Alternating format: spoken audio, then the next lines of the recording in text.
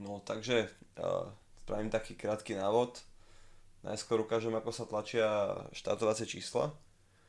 Takže vlastne po tom prihlásení do tej administrácie, tak tuto hore pribudnú také karty a je tu karta, že tlač. Tak na ňu keď klikneš, tak máš tu vlastne na výber tri možnosti.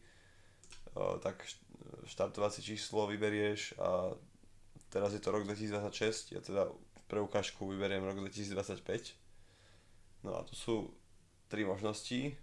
Tá, tá vlastne naľavo ťa momentálne nemusí vôbec zaujímať, lebo to je taká moja vychytávka, ktorú som tu mal nastavenú, ale vlastne čo ťa zaujíma je, tuto je možnosť vygenerovať PDF so všetkými doposiaľ nevytlačenými číslami. To znamená, ja som teraz nastavil, aby všetci cyklisti mali nastavené, že ešte nemali vytlačené číslo.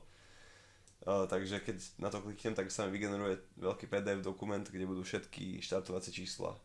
Tak to kliknem, to chvíľku trvá a potom sa mi vlastne stiahne takéto PDF-ko. A keď to otvorím, tak tu mám vlastne celé PDF-ko so všetkými štartovacími číslami, čo môžem vytlačiť. Čiže to je jedna možnosť. Akurát teraz, keď kliknem už znova, tak už vlastne mi to nedá vlastne žiadne štartovacie číslo, lebo sa nastaví u cyklistov, že už boli ako vytlačení v rámci systému. Takže ešte tu druhá možnosť, že viem vlastne prísť sem do tohto zoznamu všetkých cyklistov, to je tuto vybrať účastníka a tu budem listovať budem to aj zaradiť podľa toho, kto je vytlačený a kto nie, keď tu kliknem, teraz všetci vytlačení a tu keď klikneš na toto PDF, tak sa vlastne vygeneruje PDF-ko iba čisto so štartovacím číslom pre toho cyklistu. Takže tu je, to keby sa náhodou niečo zle vytlačilo alebo niečo pokazilo, tak toto sa dá spraviť. Takže tak. A, takže toto je ku štartovacím číslam asi taký rýchly návod, jednoduchý. Potom teda druhá vec, ktorú chcem, tak tlač štartovacej výsledkovej listiny, tak to vlastne len klikneš na rok a automaticky tu máš štartovaciu listinu a vlastne tá štartovacia listina potom keď sa zadajú časy, tak sa zmení aj na výsledkovú. Ako sa zadávajú časy, tak ja teda môžem prísť napríklad sem do tohto preteku 2026 a tuto máme zaregistrovaných nejakých už cyklistov a teraz by som napríklad chcel zadať Sebastianovi Benkovi nejaký čas, za ktorý zajazdil tú trať, tak tu kliknem vlastne na túto ceruzku a tuto vlastne zadám v tom formáte, v ktorom to je, čiže hodina, že koľko hodín, koľko minút, sekúnd, čiže 0 hodín,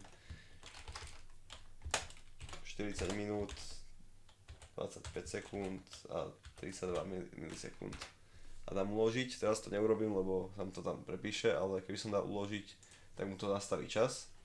No a ako náhle všetky časy budú nastavené, tak vlastne táto štartovacia listina, kde to poradie ešte není nastavené, tak sa zmení už na takú, že tam je to poradie nastavené. Keď sa pozriem napríklad na 2025, tak tam už vlastne aj to poradie automaticky ten systém pridedol, takže potom sa dá vytlačiť znova už rovno aj s poradím, aj s časmi tých účastníkov.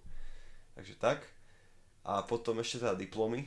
Diplomy sú rovnako ako čísla, akorát teda to vlastne si vyberie dáta z týchto, podľa toho poradia, keď sú už zadané časy, tak si dáš vygenerovať PDF buď pre jedného cyklistu konkrétneho, pokiaľ sa niečo zle vytlačilo alebo tak, alebo ešte vygenerovať PDF so všetkými diplomami pre prvé 3 miesta. Čiže to som tiež urobil teraz a vlastne mám takýto template, to sa potom vytlačí na špeciálny diplomový papier. Takže tak. Takže to sú diplomy. Takže to je všetko asi, nenapadá mi nič. Keby boli nejaké problémy, tak vlastne väčšina vecí sa dá upravovať v rámci toho preteku v tomto poli. Vieme tam meno, priezvisko upraviť, vek. Takže tak. keby niečo, tak mi kľudne napíš a ti poradím. Takže tak.